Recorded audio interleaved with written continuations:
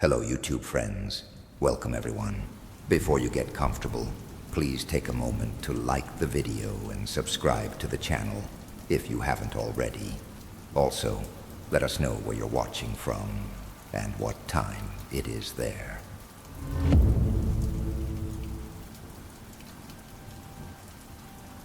Pennsylvania Whispers.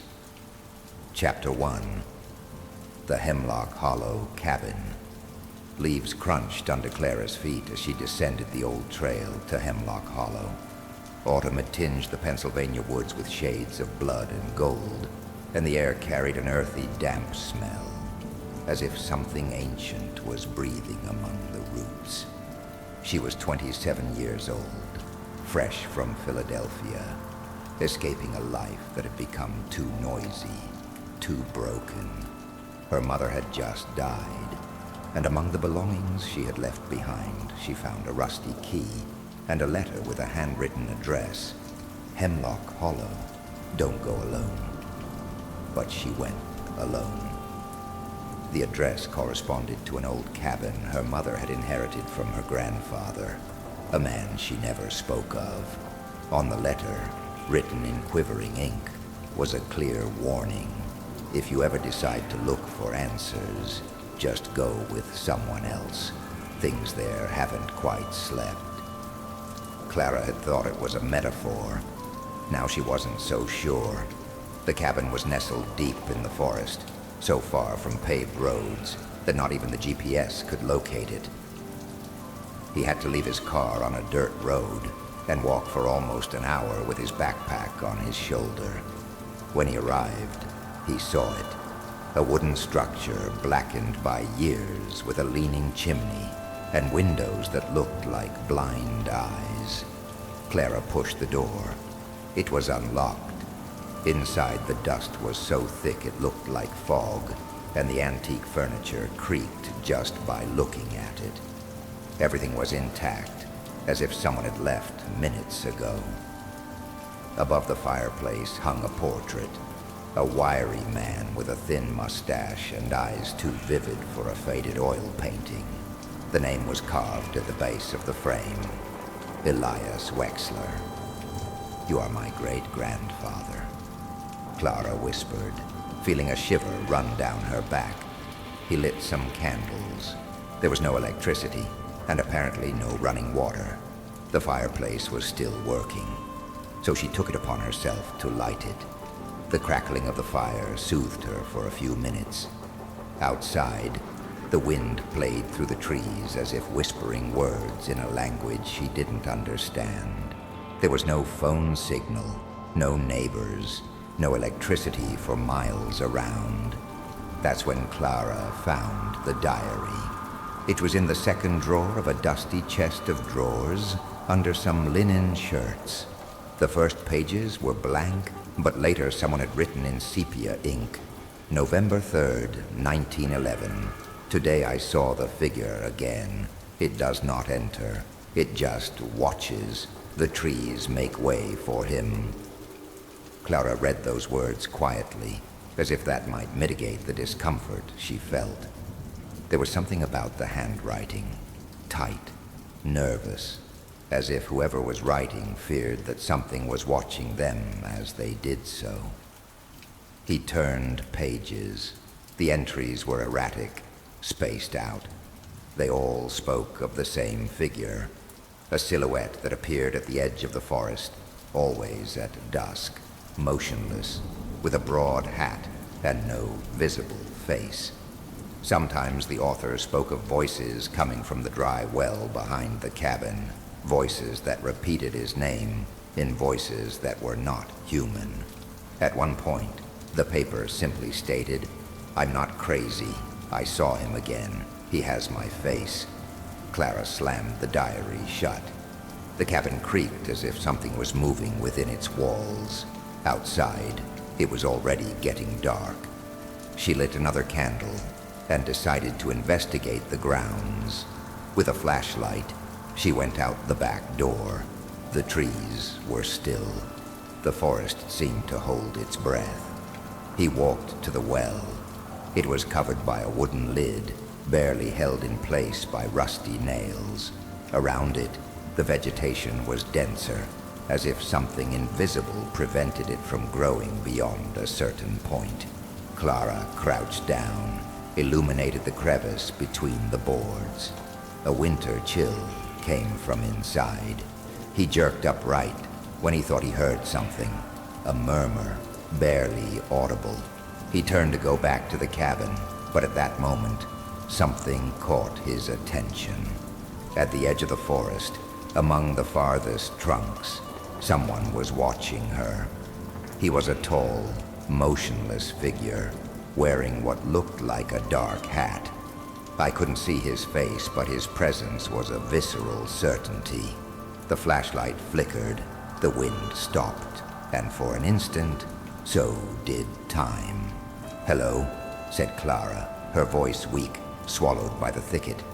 The figure did not move. Then Clara blinked, and it was gone. He ran back to the hut, closed the door, and barred it with a chair. The fire still burned, but its heat did not reach his skin. He sat down on the floor, shivering. The diary was still where he had left it. He opened it again. November 13th. He comes for the returnees. He doesn't like digging. We buried him, but something stayed up. Clara could no longer deny what was happening. That figure was real. And if the diary was true, her family had hidden something. Something dark. Something that did not want to be discovered. He closed his eyes. The wind blew again, this time stronger. From outside the cabin, very close to the window, he heard a voice. Just a whisper. "Clara." The fire was extinguished. Chapter 2. The reflection in the well. The silence became absolute. Clara stood motionless in front of the unlit fireplace, feeling the darkness begin to swallow the walls of the cabin. Outside, the wind was blowing with a deeper tone, as if it were carrying ancient voices among the branches of the forest. The voice she had heard, soft, barely a whisper bordering on human, still vibrated in her ears. "Clara." It was not the echo of a memory. I had heard it. From the window, from outside. He forced himself to move. The flashlight was still on, though it flickered as if something invisible was draining it. He approached the window cautiously, pushing aside an old frayed net curtain. The night was at its blackest. The stars seemed dim, and through the trees she saw him again. Figure. It was closer now, about 20 paces from the cabin. His silhouette seemed to absorb the scarce light offered by the lantern. The hat hid his head, and no face was visible. But Clara felt his gaze, as if it were a direct pressure on her chest. Suddenly, an irrational thought crossed his mind. It's not that I don't have a face. It's that the face is somewhere else. The flashlight went out. Clara turned away from the window with a gasp, stumbling over a chair. She relit the candles, hands trembling. With the room half lit again, she searched desperately for the diary. She needed it. She felt it like an anchor between the present and the past, as if it could warn her of the horror before it became flesh. He turned pages, looking for more clues. Finally, he found a different entry, longer, written with an uneven stroke. December 28th, 1911. The blood was not enough. The well did not contain him. Elias opened the earth, searching for the voice that called him, and found it. But he did not bring it for himself alone. We bound him with names, sealed him with bones, and still he listens. Look, he copies. He remembers those who remember him, and he hates. Clara read that word over and over again. Copy. What did it mean? Was the being in the forest imitating those who saw it? Was it some kind of cursed reflection? Then another sentence on the next page froze his blood.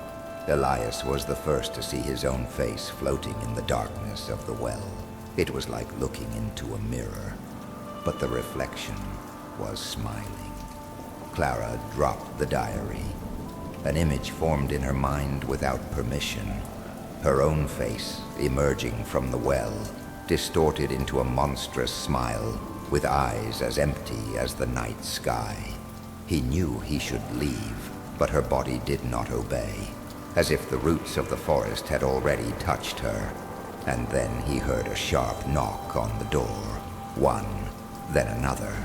They were not strong, but rather soft, insistent, like bony fingers groping the wood with familiarity.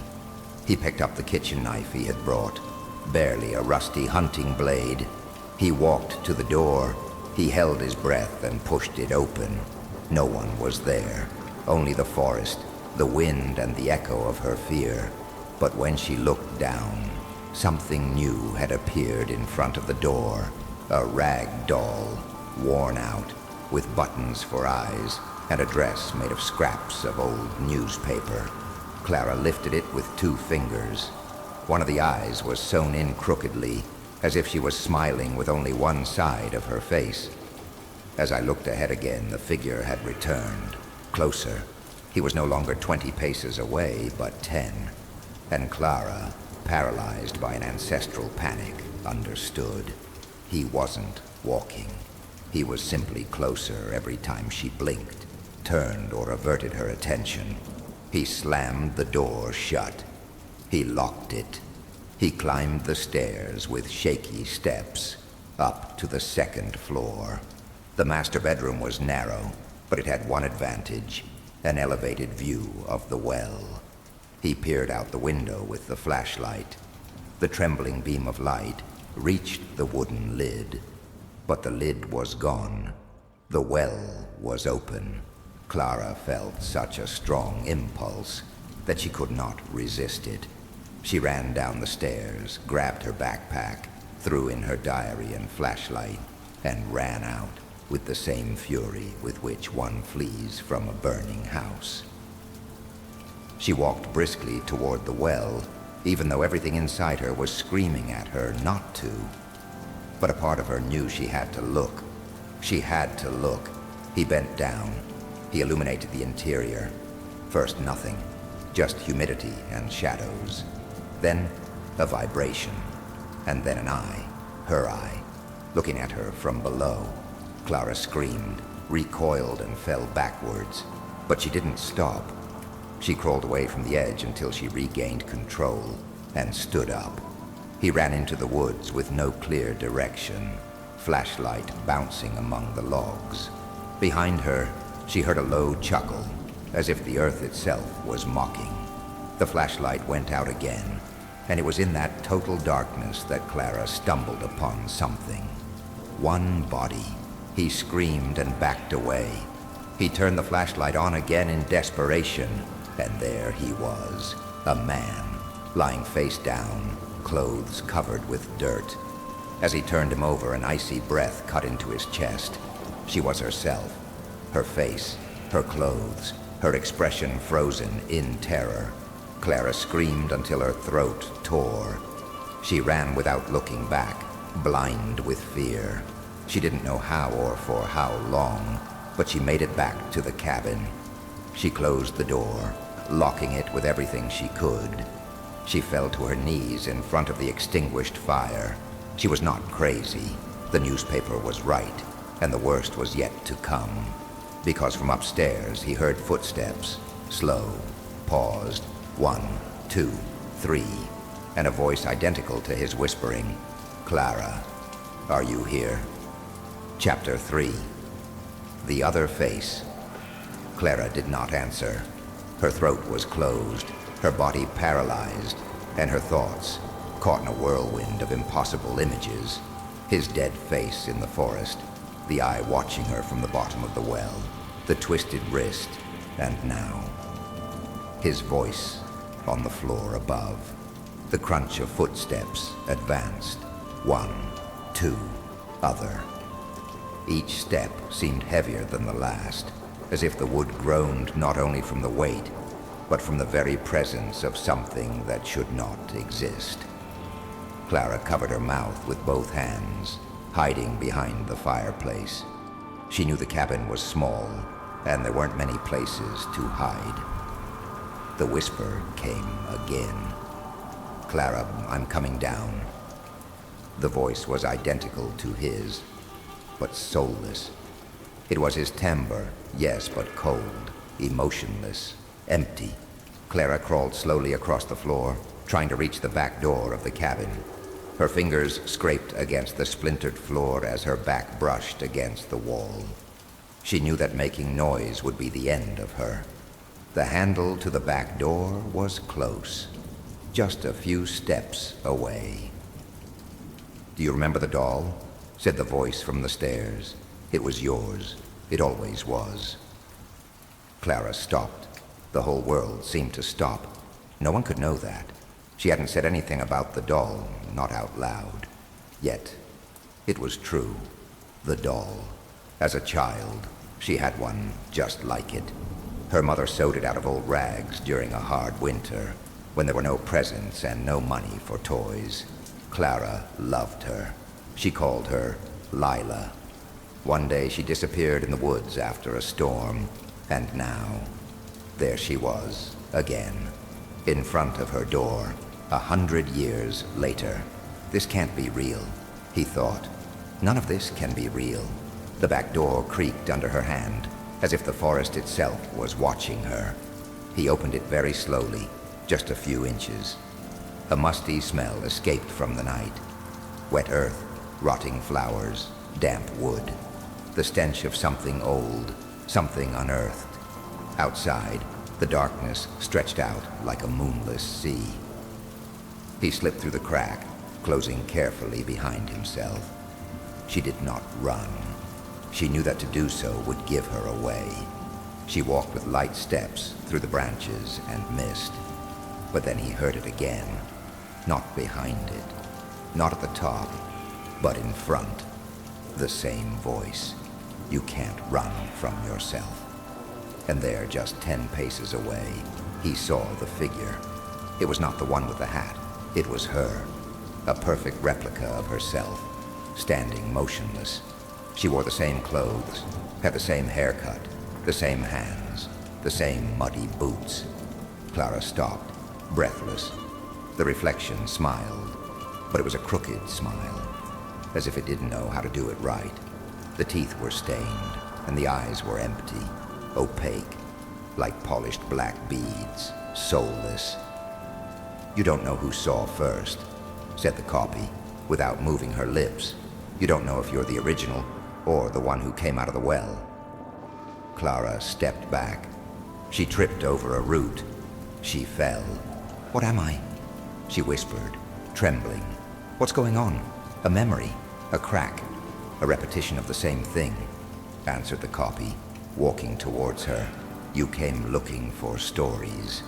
But there are stories that only exist when someone brings them back." And as he spoke, the figure began to change. The skin cracked. The hair fell in clumps. Teeth sharpened. Limbs lengthened. Soon Clara was no longer looking at herself. She was looking at that. The primal form. The being from the well. An entity made of living shadows. A deformed silhouette that imitated faces like a parasite. Its body seemed to be composed of stagnant water, branches, torn skin, and human masks fused to its surface. And all those masks were looking at her. Clara screamed and ran without direction. The forest swallowed her. The being did not follow her in a hurry. It did not need to. Hours later, or perhaps minutes, time was hazy there. Clara came to a hidden clearing. There was no moon, but the sky opened just above a circle of stone. And there, in the center, was what was left of the diary. Burnt, scattered pages, small bones on the sides, an altar. He approached carefully. In the center, among the stones, he saw a word engraved with a knife on a broken board. "Look at me." The air became heavy, and Clara, as if guided by an ancient force, sat down in front of the altar. She closed her eyes. She knew she had to understand, that she had to remember. Something was incomplete, something that had followed her all her life. A memory buried like the secrets of Pennsylvania. I was 7 years old. He had gone with his mother into the woods to get firewood. He wandered off to chase a squirrel and came to a clearing. There was the well, old, closed. Curious, she removed a stone. Another one, until he heard an echo. A voice said, "Clara." Her mother found her hours later, standing silently in front of the well. Her fingernails were bleeding. She had scratched the stone until her fingers were broken, and she wasn't saying a word. That night, he dreamed of a broken mirror, with a doll, with her own face, at the bottom of the well. He came to. The altar burned without fire. From the forest he approached, more defined, more human, but not quite. A mixture of many people, and in the end, Clara understood. It was not that the being imitated her. She had been a part of him all along. She was the echo. "How long were you outside?" asked the entity. "I don't know," Clara whispered. "It wasn't you who dug the well. You were the one who came out." A tremor shook the clearing. The memory was broken. The pieces fit together. Clara was not Clara, not the original. It was the shadow that had escaped, the reflection that the girl released when she broke the stones of the well. That's why the forest called her. That's why the diary recognized her. That's why the dead face in the forest was hers, because it had happened before, and it would happen again, over and over again. That morning, county officials found the cabin abandoned. No signs of a fight, just a doll on the porch, and a well closed with new stones, as if someone had sealed it just a few hours ago. But one of the stones had a hand-carved phrase on it, "I am the one who remembers," and that wakes her up. The agents did not understand. They left the site, marked it off limits, but as they walked away, one of them, young Officer Mason, felt a twinge of discomfort. That night, as she looked in the bathroom mirror, she saw something strange. A smile, crooked, not yours. The reflection did not move when he did, and from the back of his throat, something whispered, "Mason." Laurel Hill, the historic cemetery on the banks of the Schuylkill River in Philadelphia, was a 19th century architectural and burial gem, a final resting place for politicians, generals, and poets. But there was one part of that place that didn't appear in tourist brochures or on the caretaker's maps, a section enclosed by rusted railings north of the Gifford Mausoleum that the cemetery staff simply called Mute Row. There, beyond the moss-covered tombstones and cracked marble, stood a small crypt with no name, built in black stone and crowned by an inverted cross that no one dared to touch. The rains did not fall equally on that part of the cemetery. The fog, even in midsummer, seemed to settle permanently, thick, viscous, as if breathing. Sam Whitaker, a 29-year-old amateur historian, became interested in Laurel Hill during the pandemic, when solitary walks through ancient sites became his way of escaping confinement. He had read about the cemetery, about the Gothic sculptures and centuries-old tombs, but what really caught his attention was a footnote in an 1893 architectural book that mentioned the crypt of the closed eyes, sealed by decree of the Archbishop and by the will of the dead. That sentence kept him awake. at night. For weeks he searched in archives, old newspapers, and ecclesiastical records, but no one spoke of that crypt. Determined, he took a small video camera and a flashlight with him one cloudy October afternoon, when the leaves were falling as if the forest was sighing, with the tacit permission of the staff's slovenliness. Sam crossed the rusty boundary separating the public area from the forgotten sector. From the first step, the air changed. It was thicker, and his boots crunched on earth that sounded hollow, as if there was an echo beneath the surface. Birdsong ceased. Everything became mute. When he reached the crypt, he found it just as he had imagined it.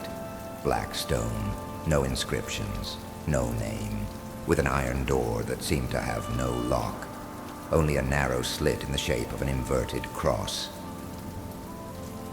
With trembling fingers, Sam rested his hand on the cross.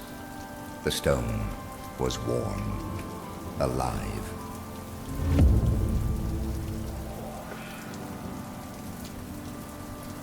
Whispers of Laurel Hill. As soon as he touched it, a dull click echoed from within, and the door creaked open on its own, slow, as if breathing a sigh of relief after a century of waiting.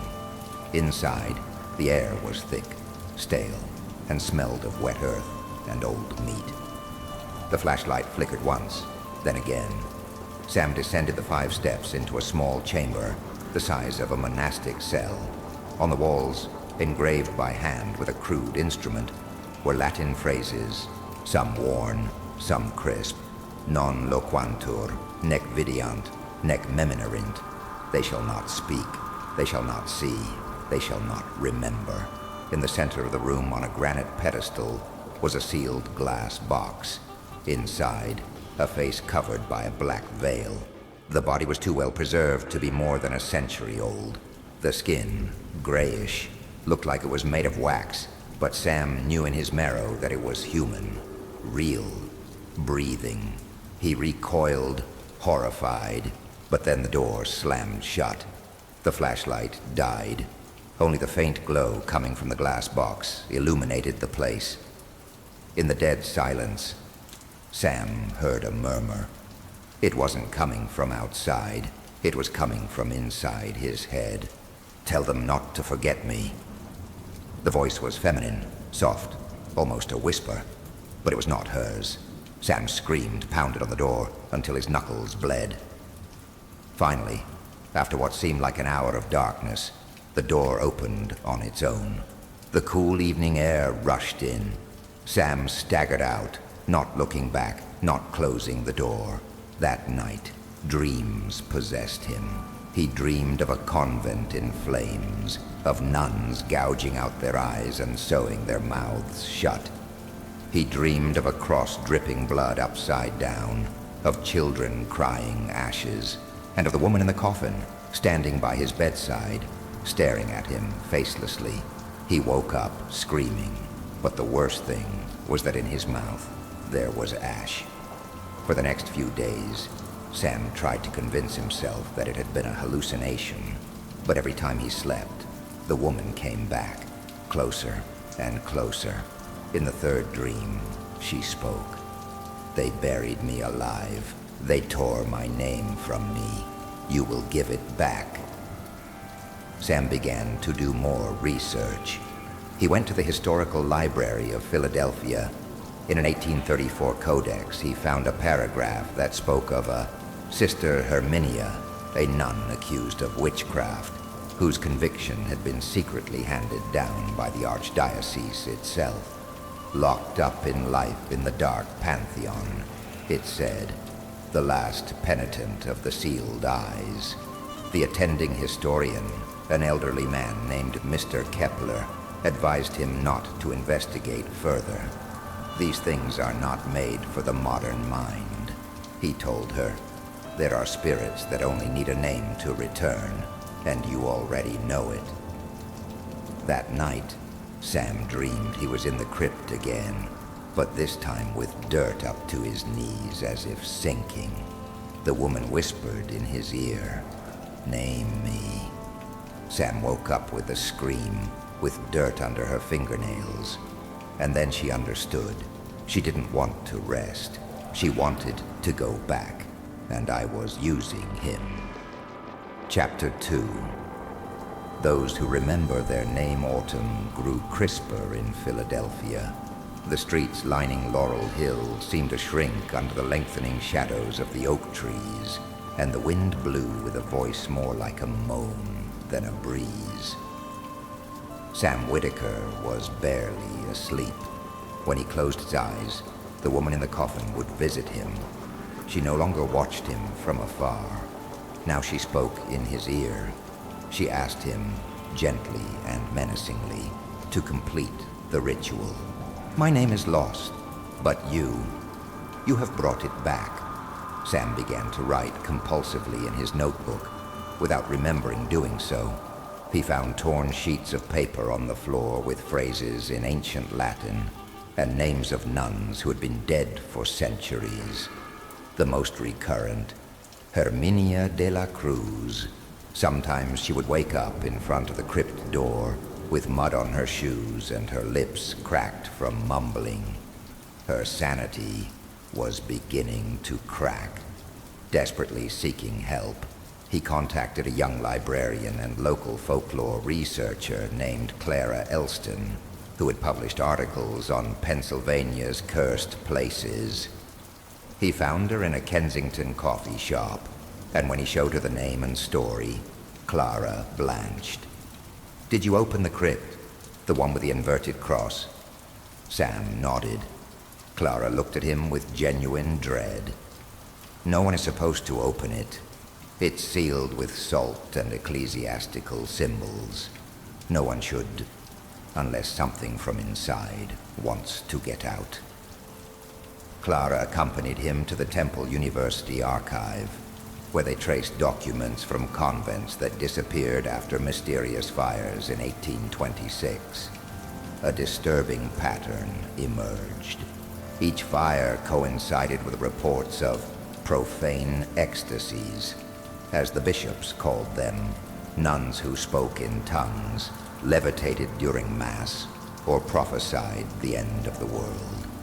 In one of the files, they found a text dated March 14th, 1827, a letter from Bishop Carswell to Pope Leo XII. In it, he mentioned Sister Herminia, whose body resists corruption after her manifest heresy, and whose tongue still moves when she is named. That sentence made them tremble. Clara proposed something risky. Return to the crypt together and seal it again. Sam was not convinced. Part of him was already attached to Herminia. Part of him wanted to see her again, to touch that black veil, to ask her why she had chosen him. But he agreed. That night, with salt, crucifixes, and ancient chants, they crossed the gate to the Forgotten section.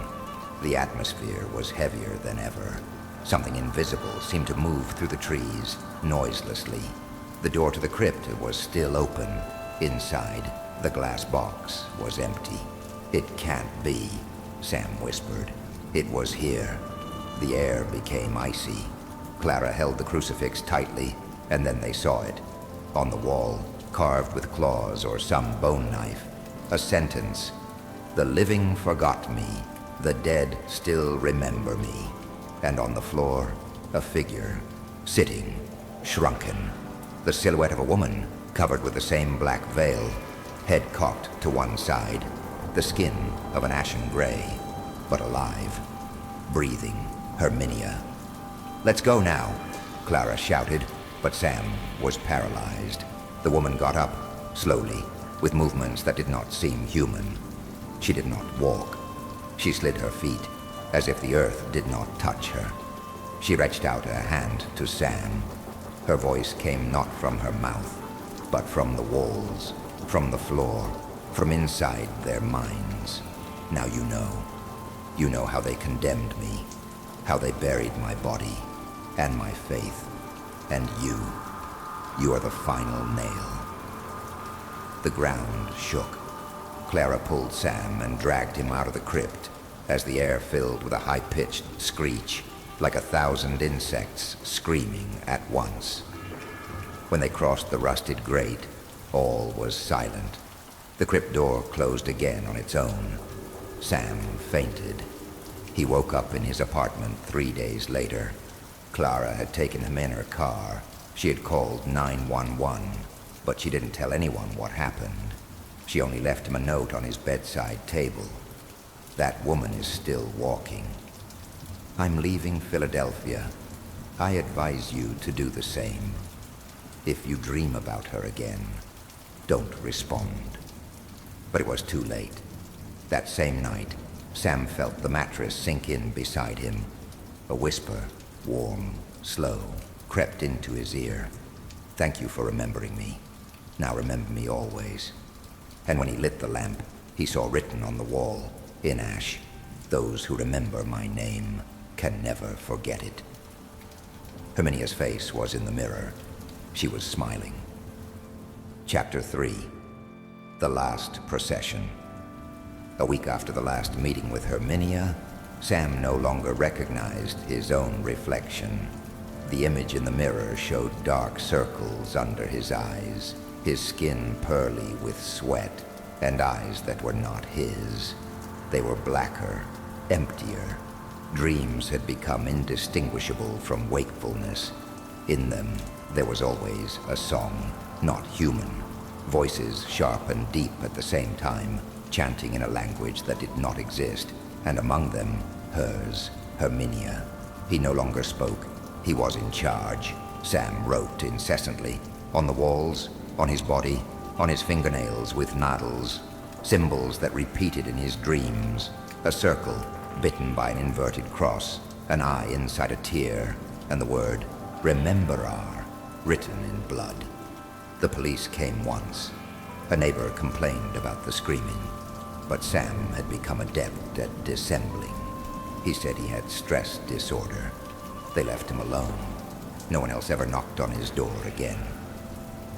Clara Elston, who had fled to Allentown, began receiving letters with no return address, all written in Sam's recognizable handwriting. But they were not letters. They were confessions, fragments of visions. In one, Herminia was burning the bodies of priests. In another, she walked barefoot over coffins, desecrating them while eyeless nuns wept blood in her wake. He taught me that faith without pain is a lie, and I have learned to hurt, said one of the fragments. Clara, driven by a mixture of guilt and terror, returned to Philadelphia.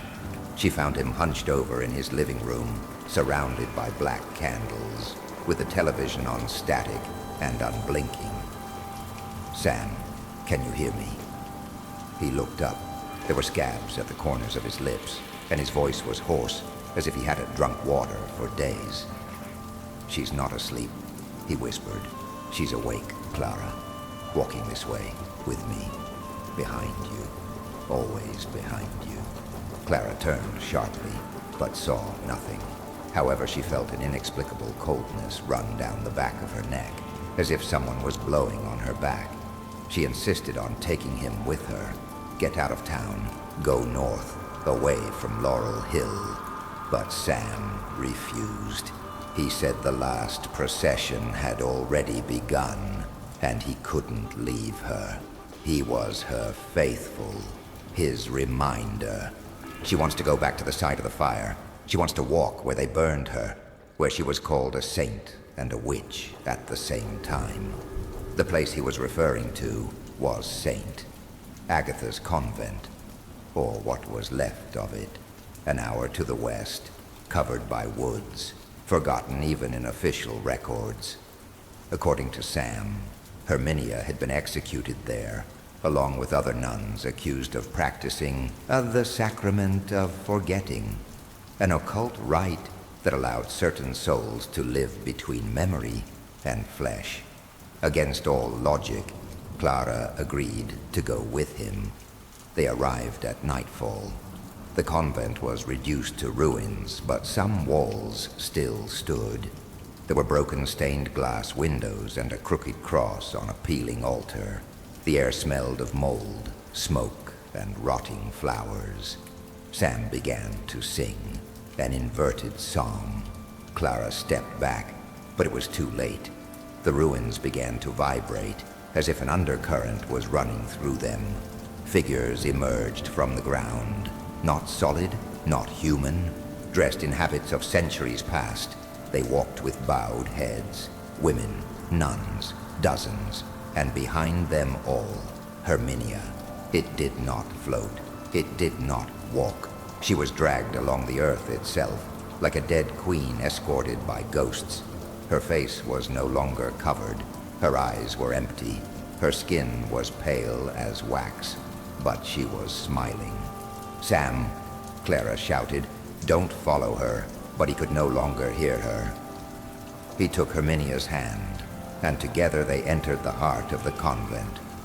What happened next, Clara could never explain. An explosion of darkness enveloped the building. The night swallowed everything. When she opened her eyes, she was alone, lying on the road, covered in dirt and her ears bleeding. The convent, it was gone. There was only bare ground. The police didn't believe him. Neither did the psychiatrists. She was admitted to a hospital for dissociative disorder. She spent 6 months there with no visitors, until a nurse one morning left an envelope under her pillow. It was unstamped. Inside was a photo. It was an old portrait, blackened. A procession of nuns. In front, one of them, Herminia. Next to her, a man with sunken eyes, dressed in black. Clara recognized that face. That was Sam. And behind, in the shadows, something else followed them. Something faceless. Something that Clara still, to this day, swears she sees every time she turns off the light. The note on the back of the photo read, "Those who remember never die." And you already remember her, Clara. She will come for you too. It had been more than 20 years since Mark Weston last set foot in the town of Blue Ridge, a forgotten spot in the thicket of the Pennsylvania Appalachians. Since his grandmother died, there was no family left in the old log cabin at the end of the dirt road, just beyond the woods that bordered the hill. The only reason he had returned was because his mother, before she died, left him a letter. In it, a clumsily written but urgently charged sentence read, "Don't let the well stay open. Seal the lid with salt and nails. Don't listen to her." Mark thought it was a delusion, a senile superstition. His mother had been on medication, and the cancer that consumed her had also robbed her of lucidity. But something in that letter brought him back. Something she couldn't name. A pang in her stomach, an echo that wouldn't quiet. So she took a week off from work, loaded her car with tools, flashlights, and a few basic supplies, and drove into the woods like someone crossing a border she didn't want to look twice at. Blue Ridge did not appear on Google Maps. The signal cut out several miles before he got there. The only thing guiding him was an old hand-drawn map from his mother, where she had noted in red ink a dot that read simply, "The Well." The cabin was still standing, though more worn than in his childhood memories. The roof was covered with dry leaves, and the wood eaten away by the damp creaked when stepped on, but the structure held up. He entered cautiously, expecting to find animals or perhaps vagrants, but the place was intact. The curtains still hung, though torn, and on the mantel rested sepia portraits, his mother, his grandmother, and a woman with a blurred face he didn't recognize. The first day was spent cleaning, the second exploring the surroundings. And it was on the third day that he decided to look for the well. The fog was dense that morning, as if the mountain wanted to swallow the forest. He walked about 500 meters south, following the directions on the map. Among the trees, covered with undergrowth, he found a circular stone structure, mossy and cracked, as if it had been there for centuries. It had no rope or bucket, only a rusted iron lid with carved symbols that looked like misshapen crosses and letters erased by time. A broken chain hung from the edge. He bent down. He put his ear close. Silence. But when he went to lift the lid to check the depth, he heard a faint tinkling sound, like bells, very soft, as if coming from the bottom. He pulled away abruptly. The air around him grew colder. Even though it was summer, he could see his breath in the air. He took a step back and noticed that the ground was wet.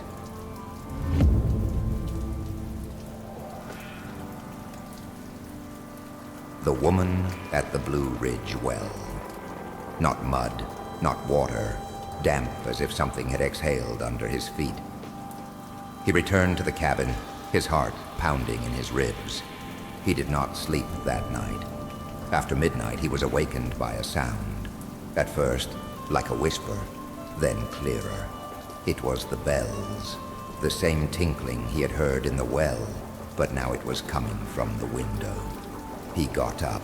The cabin was dark, except for the moonlight filtering through the boards.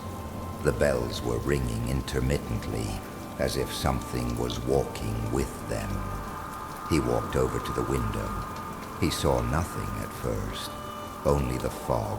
But then at the edge of the forest he distinguished a figure. It was a woman, with her back turned, dressed in a long white nightgown that fluttered in the wind without moving herself. Her hair, long and black, fell down her back, and hanging from her hands was a rope with bells tied to it. Slowly she turned her head, though her body was still fixed. It had no face, only a dark spot, as if covered by a cloth that absorbed all the light. Mark stepped back, stumbling over a chair. When he looked again, the figure was gone. For hours he sat in the kitchen, knife in hand, unable to stop thinking about what he saw. At dawn, he went out. He walked into the forest, looking for footprints, traces, any explanation. He found nothing. But he did hear voices. First it was children's laughter, then a low murmur, like an ancient chorus. She thought she heard her name, and she could have sworn that at some point, someone or something whispered in her ear, "Don't leave me alone." He ran back. Looking over his mother's letter again, he noticed something he had not read the first time, written on the back in barely legible handwriting. She lives where the earth bleeds. She was not buried, she was offered. The well feeds her, and she still waits for someone to speak to her. 2 days passed without Mark daring to return to the well, but on the third night, the bells returned. This time, louder, as if they were just outside the door. Then the knocking began. 3, pause, 3 more, pause, 3 more. The pattern chilled his blood. It was Morse code for SOS. And then the voice. A woman's voice on the other side of the door, whispering as if she were mumbling a prayer. "Mark, I am cold." The door shook with a thud, as if someone had thrown his body against it. Mark shouted, but no one answered. For miles around, there was not a single inhabited house. At dawn, he took a shovel, nails, a sack of coarse salt, and went down into the well. The lid was still in place, but there was a mark on the stone, a hand marked in ash, and under it, a word written in the moss. Help. It was at that moment that he understood. It wasn't that something was locked in there. It was that something was trying to get out. and he somehow held the key. Laurel Hill, the historic cemetery on the banks of the Schuylkill River in Philadelphia, was a 19th century architectural and burial gem, a final resting place for politicians, generals, and poets. But there was one part of that place that didn't appear in tourist brochures or on the caretaker's maps. A section enclosed by rusted railings north of the Gifford Mausoleum that the cemetery staff simply called Mute Row. There, beyond the moss-covered tombstones and cracked marble, stood a small crypt with no name, built in black stone and crowned by an inverted cross that no one dared to touch. The rains did not fall equally on that part of the cemetery. The fog, even in midsummer, seemed to settle permanently, thick, viscous, as if breathing. Sam Whitaker, a 29-year-old amateur historian, became interested in Laurel Hill during the pandemic, when solitary walks through ancient sites became his way of escaping confinement. He had read about the cemetery, about the Gothic sculptures and centuries-old tombs, but what really caught his attention was a footnote in an 1893 architectural book that mentioned the Crypt of the Closed Eyes, sealed by decree of the Archbishop and by the will of the dead. That sentence kept him awake at night. For weeks he searched in archives, old newspapers, and ecclesiastical records, but no one spoke of that crypt. Determined, he took a small video camera and a flashlight with him one cloudy October afternoon, when the leaves were falling as if the forest was sighing. With the tacit permission of the staff's slovenliness, Sam crossed the rusty boundary separating the public area from the forgotten sector. From the first step, the air changed. It was thicker, and his boots crunched on earth that sounded hollow, as if there was an echo beneath the surface. Bird song ceased. Everything became mute. When he reached the crypt, he found it just as he had imagined it. Black stone, no inscriptions, no name, with an iron door that seemed to have no lock.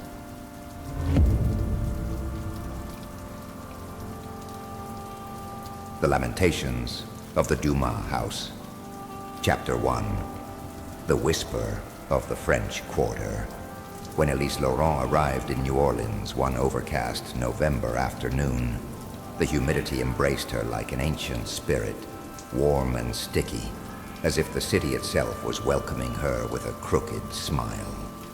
She had traveled from Chicago, escaping the noise, the pain, a recent loss she hadn't known how to process.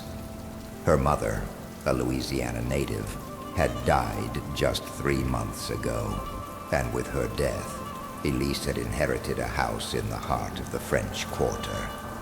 The old Dumas house, a forgotten mansion her mother always avoided mentioning. The property was not listed in tourist records. No one spoke of it, yet it stood proudly among the cobblestone streets and wrought iron balconies, surrounded by hanging moss and long shadows. The cab dropped her off in front of a rusty gate whose creak echoed like a human groan as she pushed it. The house was a sleeping monster. 3 stories of black wood, blind windows, and an upper dome where the reflections of the sunset danced like fatuous fires. There was something strange in the silence of the place. Despite being in the bustling French Quarter, the land where it rested seemed isolated from the world, as if it had been plucked from another dimension and placed there by mistake. Elise entered cautiously. The key she had been given fit with difficulty, as if the lock had been waiting for decades. As she opened the front door, a smell of dampness and wilted flowers enveloped her. The air was heavy, laden with more than just dust. The walls were covered with old portraits, serious faces, sad looks, all with eyes that were too vivid. "Hello," she whispered, without knowing why. The floor creaked under her footsteps, and she immediately felt a presence. It was not tangible. It was more of a gut instinct. Something or someone was watching her. She set her suitcase down next to a dusty spiral staircase and climbed up to the master bedroom, where she found a bed covered with white sheets. She carefully removed it, and as she did so, saw something move out of the corner of her eye. He turned sharply, but there was nothing. The woman who introduced herself as Madame Laveau dropped the cup she was washing. "Girl, are you sleeping in that house?" "Yes." "Why?" Madame Laveau held his hand tightly. Her eyes were full of fear. "No one has lived there since 1932. It is a marked place. It was the home of voodoo, of ancient pacts, and of the last witch of the Dumas family, Celestine Dumas, your great-great-grandmother." He paused, staring at her. She didn't die. She was imprisoned, alive, in the walls of that house. Her spirit is awake, and you have nourished it by entering. It carries the blood. Elise didn't know what to say. The words choked her. She didn't believe in witchcraft, but she couldn't deny what she had felt either. Madame Laveau took an amulet out of her apron and handed it to him. "Wear it tonight, and don't look in the mirrors. Don't answer if you hear your name after midnight." That evening, back at the Dumas house, Elise placed the amulet around her neck, but she couldn't resist the temptation to examine the mirrors. One in particular, in the second-floor hallway, looked new, as if someone had recently polished it. When he stood in front of it, he did not see his reflection.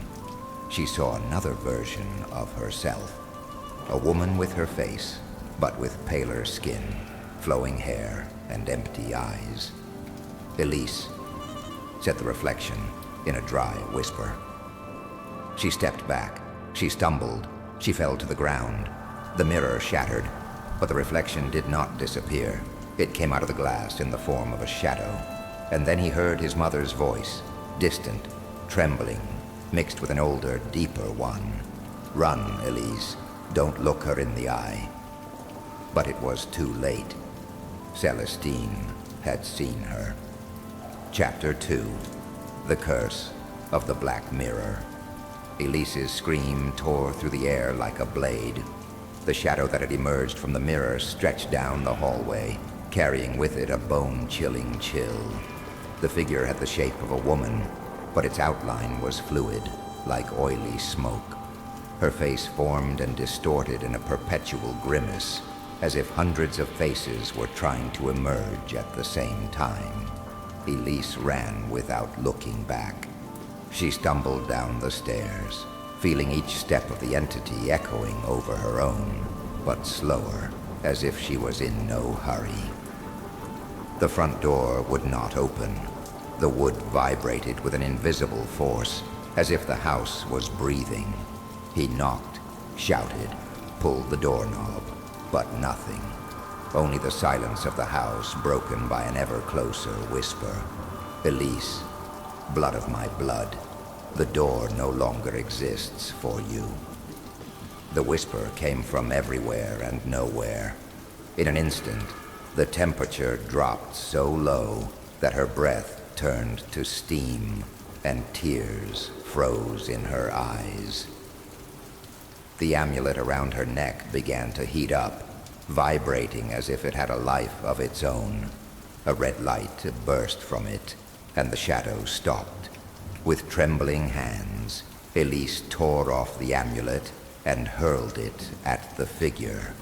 There was a deafening shriek, as if 1,000 voices were screaming from the depths of a tomb. The shadow dissolved momentarily, and the door burst open on its own, ejecting her into the street. She ran aimlessly until the cobblestone streets of the French Quarter led her back to Madame Laveau's cafe. When she burst into the room, panting, covered with dust and blood from a small wound on her forehead, Madame Laveau was already waiting for her.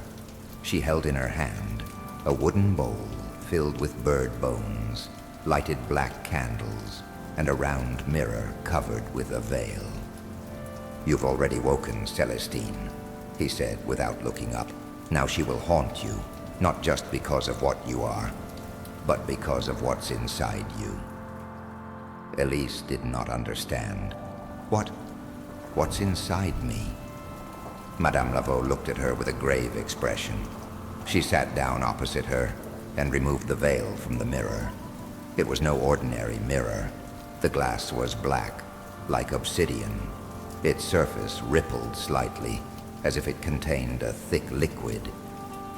Celestine Dumas was a powerful mambo, a priestess of ancestral voodoo, but she was also a heretic. She crossed boundaries that even the Loas, the spirits, fear. She encased her soul in mirrors to circumvent death. Part of her, she entered your bloodline. You are not only her blood, you are her receptacle. Elise felt a shiver. It couldn't be true. Her mother had never told her about this. Never. "What can I do?" he asked in a broken voice. Madame Laveau lit a new candle, this time white. The flame flickered brightly. "You must return to the house. Only there can you face her. There is a ritual, dangerous. It requires you to enter the Black Mirror with the guidance of a Loa protector. I will summon Papa Legba, the guardian of the gates. But you must offer something in return." "What?" "A pure memory, something you love deeply, and you must be willing to lose it." Elise didn't have much, but she pulled from her jacket pocket an antique locket, a miniature photograph of her mother embracing her as a child. She placed it in the center of Laveau's altar. The woman nodded slowly. "Then get ready. Tonight, you will travel between worlds." The full moon rose over New Orleans like a cursed lantern. The bells of St. Louis Cathedral echoed in the distance as Elise, with the Black Mirror under her arm, returned to the Dumas house. No shadow dared to cross her path. The city seemed to hold its breath, as if it knew a battle was about to begin. Upon arrival, the house seemed different, more alive or more rotten. The windows wept a black liquid, and the wood creaked without wind. Upon entering, there were no whispers, just a voice, deep and guttural. "Welcome back, Elise." She placed the Black Mirror on the floor of the main room. The candles were lit without her having touched them. She began to recite the words Madame Laveau had taught her. "Papa Legba, open the door. I pass through, you guide me. I offer what I love. You protect me from the abyss." The mirror began to glow, not with light, but with darkness. A mist emerged from its center and enveloped Elise. She felt her body being sucked in, as if her soul was falling down a bottomless pit. Then, nothing. When she opened her eyes, she was not in the house. He was inside the mirror, Cho. It was a distorted version of the world. The sky was red, the earth was ash, and Dumas House loomed even larger, twisted like a nightmarish painting. The shadows walked by themselves, and from the top of the tower, a figure watched her. Celestine. The witch descended slowly, levitating. She wore a black lace dress. Her hair floated around her like snakes, and her eyes were nothing but infinite emptiness. "At last, my blood," he said in a gentle voice. "Why do you fight against your heritage? This power belongs to you. My spirit lives in you." Elise stepped back. "You murdered innocents. You sold your soul. And what is a soul compared to eternity? Take a good look." Celestine raised a hand, and the landscape changed. Here are your ancestors, all those who betrayed me. Human figures appeared, trapped in the trees, the walls, the floors. They screamed without a voice. They cried without tears. Your mother wanted to deny me. She wanted to cut the tie. But you came to me. You opened the door. Elise pulled a ceremonial dagger from her pocket. She didn't know how to use it, but Madame Laveau had told her that she should plunge the steel into her darkest reflection. Then he understood. He was not supposed to kill Celestine. She had to kill herself. Inside the mirror. She ran towards the lake of darkness that reflected her corrupted form. And Elise with empty eyes, cruel smile, skin covered with voodoo symbols. The figure was waiting for her. When she raised her knife, so did her reflection. If you destroy me, you will never wake up, said his image, identical and monstrous. Maybe, Elise whispered, but neither are you. And he plunged the dagger into his chest. Celestine's scream was the last thing he heard. When she awoke, she was on the living room floor, surrounded by ashes. The mirror was shattered. Madame Laveau was beside her, tears in her eyes. You survived, but at a price. Elise looked at her hands. Her fingernails were black, her veins marked with symbols she didn't remember tattooing. She had survived, but something of Celestine still lived in her. And now? He asked. Now, said Madame Laveau gravely, the real hell begins. Chapter 3. Echoes that don't sleep. The weeks following the ritual slipped away like a heavy, dense fog that never completely dissipates. Elise no longer lived at Dumas' house. After the confrontation with Celestine, the structure began to crumble, not visibly, but spiritually. The walls oozed dried blood. The mirrors were fogging up from the inside. At midnight, the porch lights would turn on by themselves,